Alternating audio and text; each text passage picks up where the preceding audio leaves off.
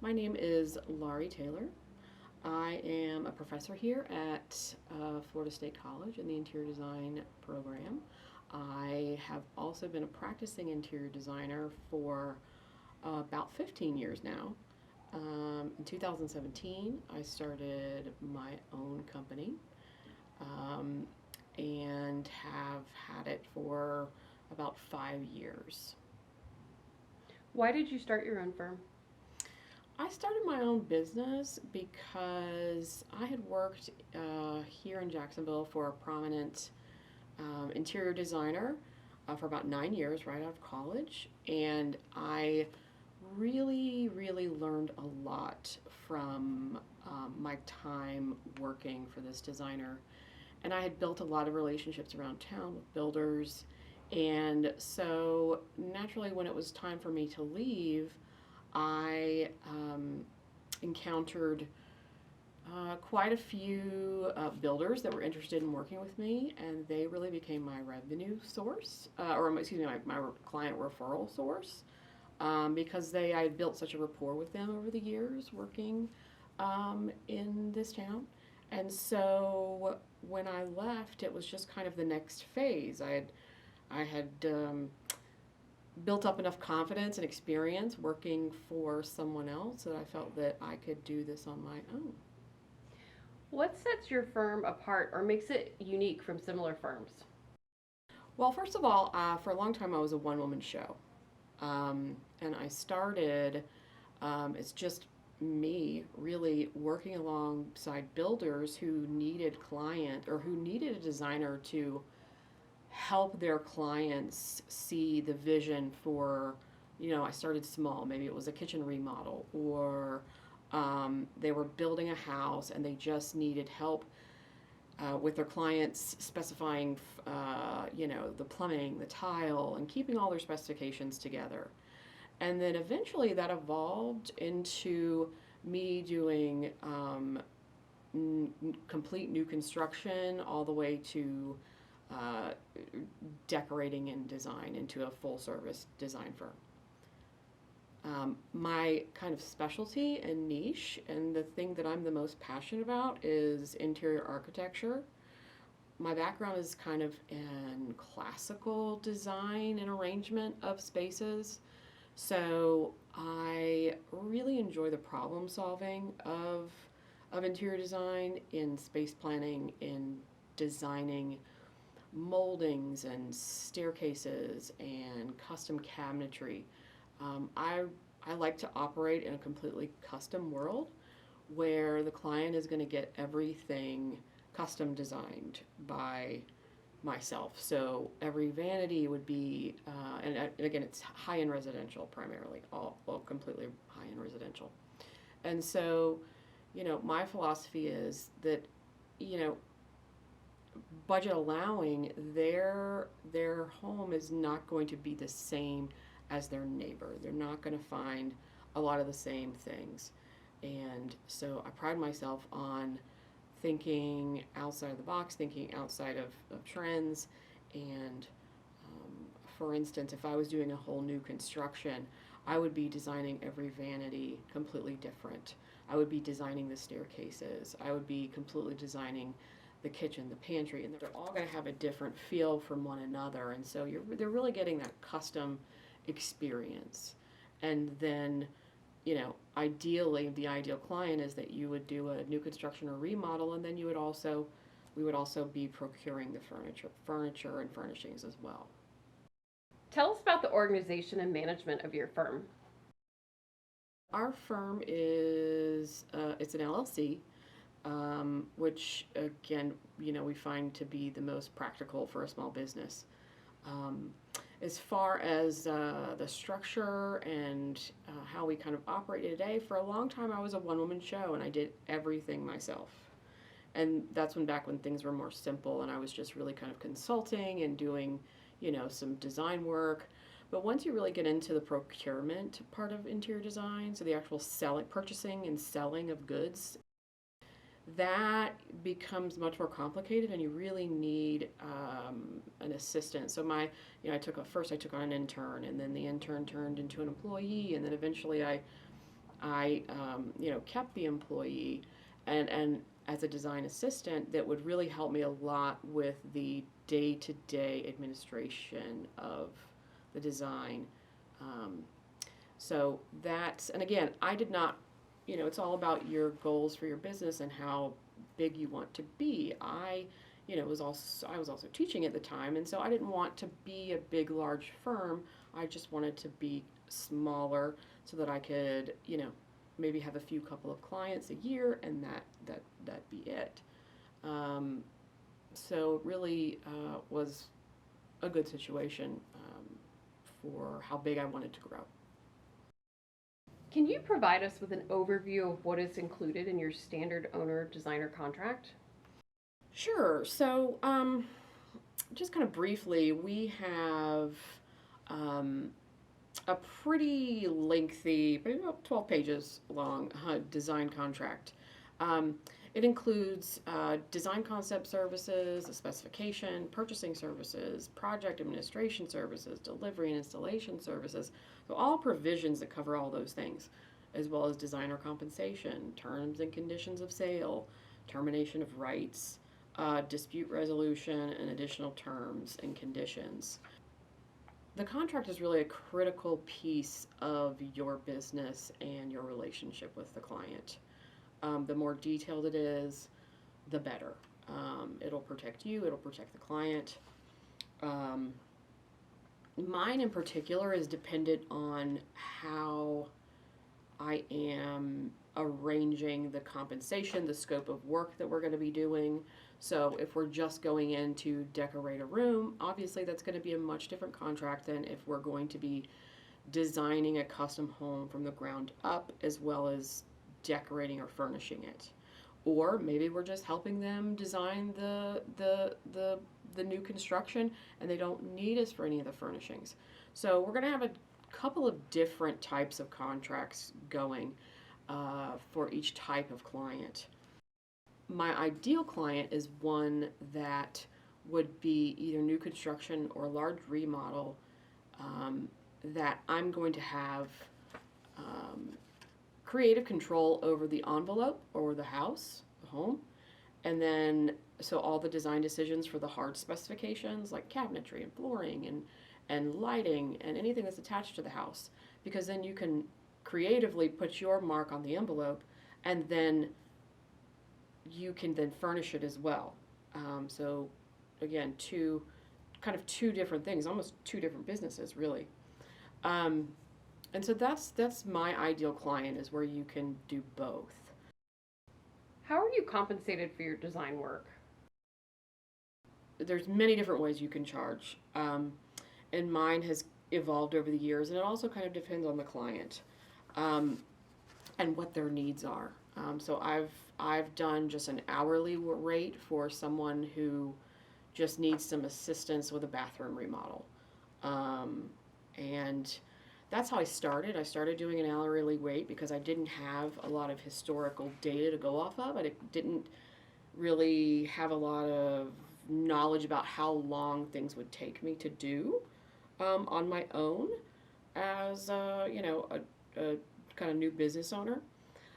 So I just started charging hourly, and so the pro to that is you're always compensated for your work. The con is that there's only so many hours in a week. So if I'm an interior designer and I've been practicing for 10 years, um, you can only make so much money from an hourly design fee. And so whereas I have 10 years of experience, if you did a flat fee or a fixed fee, you could technically make more money because is now a value-based fee. You're charging more for your expertise. So what I've adopted recently, and I think is a good solution, is okay. So let's say that the customer is doing a large remodel, and then they want furnishings. So what we'll do is we'll establish a scope of work, which is very important, and that's going to go into your contract. And so it's a very detailed list of exactly everything that you're going to provide to this client. The drawings you're going to do, you're going to go out and you're going to measure, you're going to draw the floor plan, you're going to do a complete site analysis, you're going to design the remodel, the cabinetry, you're going to come up with all the scopes, all the hard spec, and then you're going to come up with all of the soft specs, so all the decorating, light fixtures, mantles, everything that goes into a large remodel or new construction. And that is a fixed fee, so a flat fee. And that is really just for the actual design work. That is for your mind. That is for your experience. That is your intellectual property that they are paying for. You could also put in there, it's going to cover your procurement services. So your actual project management of selecting furniture and the actual purchasing of it and all the admin that goes along with that, because it's extensive. But really what the fixed fee to me is your intellectual property, my 15 years of experience, and my relationships with vendors, and so all the things that go into having experience. So there's that flat fee, and that just covers, the design. And then there is the actual, will require a minimum expenditure. So we'll require them to say, okay, we're doing maybe like a kitchen, a family room, and a master bedroom. We're going to require a minimum of, $50,000 be spent on furnishings. So that's furniture, anything you would move. That's window treatments. That's not cabinetry. It's not light fixtures. It's furnishings. And so that's just a minimum expenditure. That's the minimum that they have to spend. They can spend more than that if they would like, but in order to work with us, there is going to be a minimum expenditure based on the space and what it requires furnishings-wise. And that method is a pro because, first of all, you're able to project your income. You're going to know you're going to at least get this much incoming in furnishing sales. So where you can get into trouble with a situation like this, let's say like during COVID, things got very delayed. And so projects that should only take a year are now taking 2 and 3 years. And I'm having to, businesses are going under, and I'm having to go out to the job site many times, meet with the contractor because things are going so slow. So things can happen where you think you're going to be in and out in 6 months. Things can linger and they take a lot of time. And it's out of your control, it's out of the customer's control, but at the end of the day, it is still their home and they are, you need to be compensated for all that time. So you need to have a provision in your contract for that extra time. So what I call it is a project management fee or milestones. So let's say my starting hourly is $150 an hour. So it's a little bit of a it's a little bit of a sales tactic. You say, okay, we're doing a remodel. You know that you're going to have to go to the job site many times. There's specific milestones that you want to meet. And so framing, you want to go out there, walk the site with the contractor and the homeowner to make sure they framed everything correctly.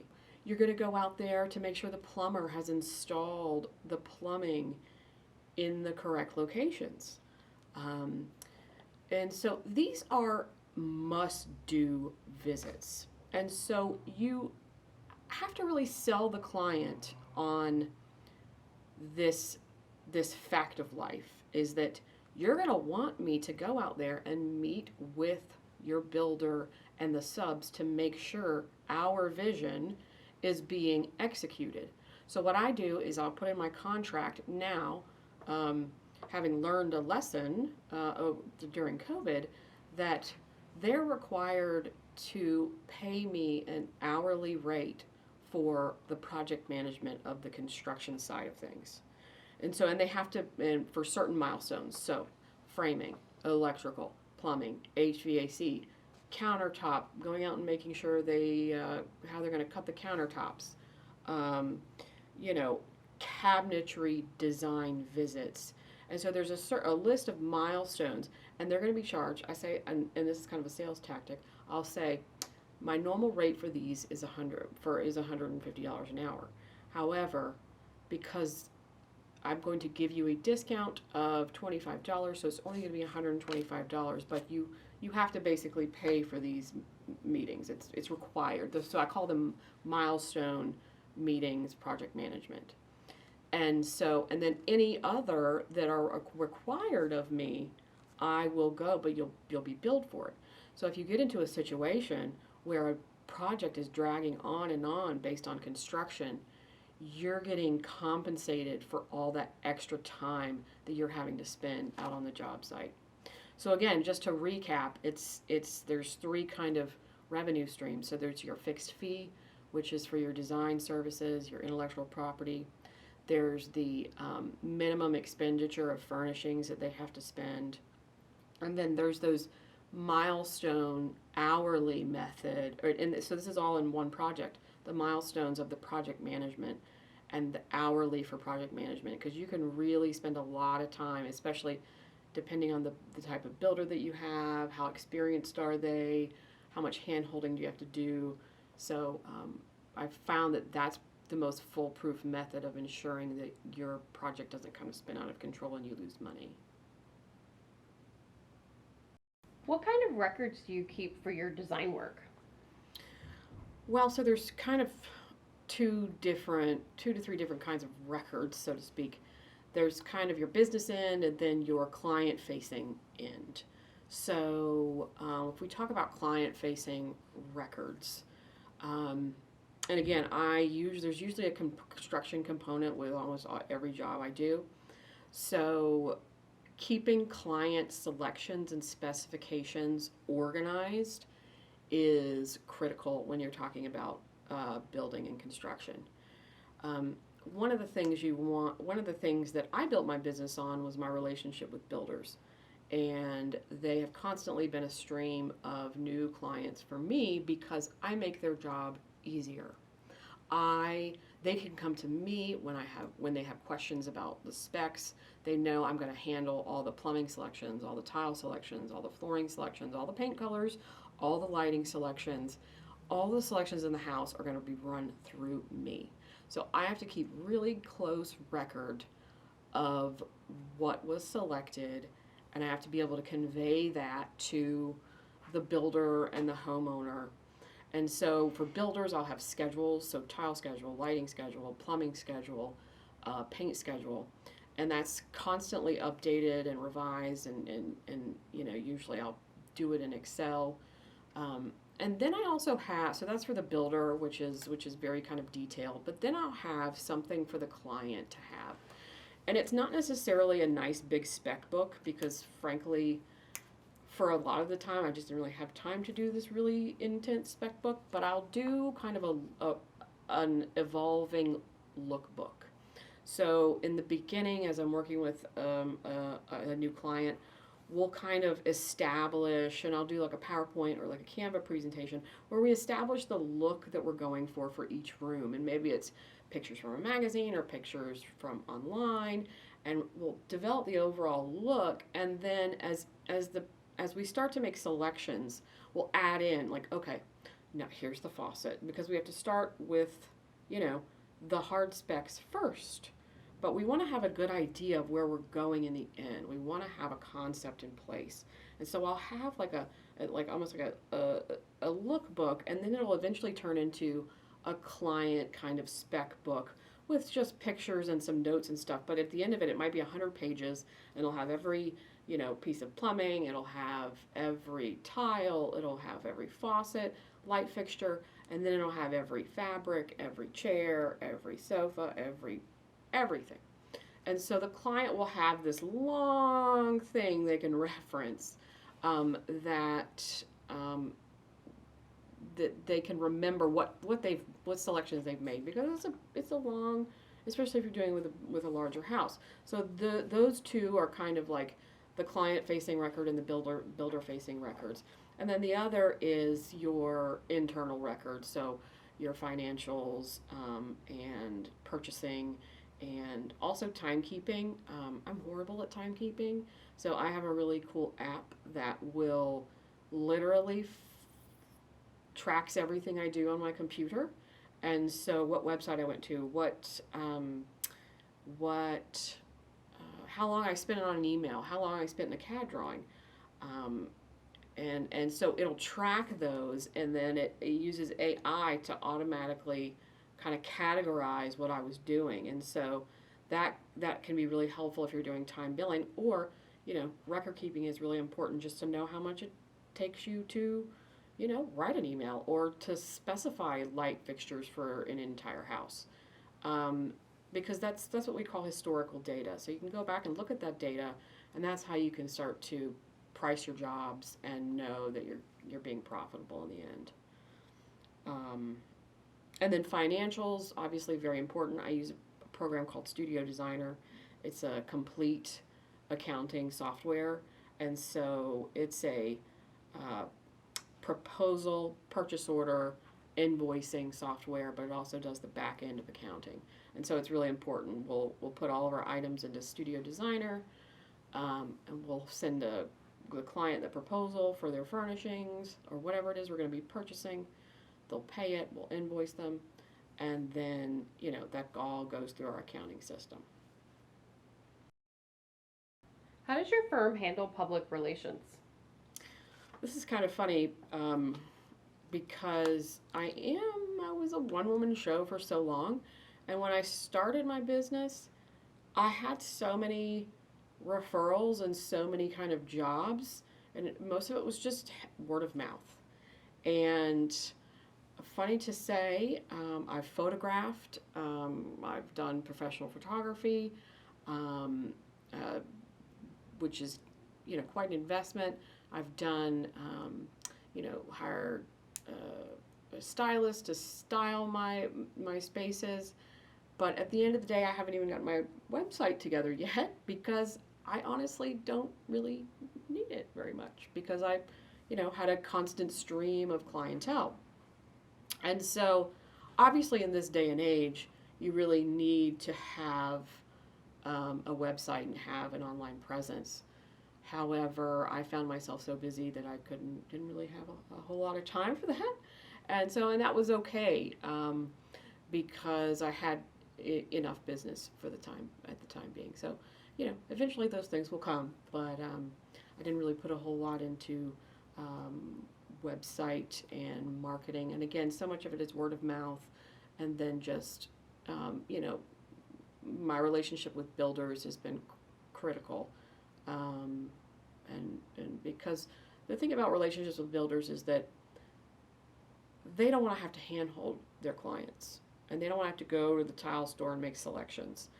They want someone to give them a spec book and let them run with it, because they make more money that way. That's what they do. They execute. They don't design. And so I position myself to where I tell them that I'm going to make their job run smoother, look better, and make their life easier. And so that's what I really strive to do for the builder, and then also the customer, obviously, make their life much easier.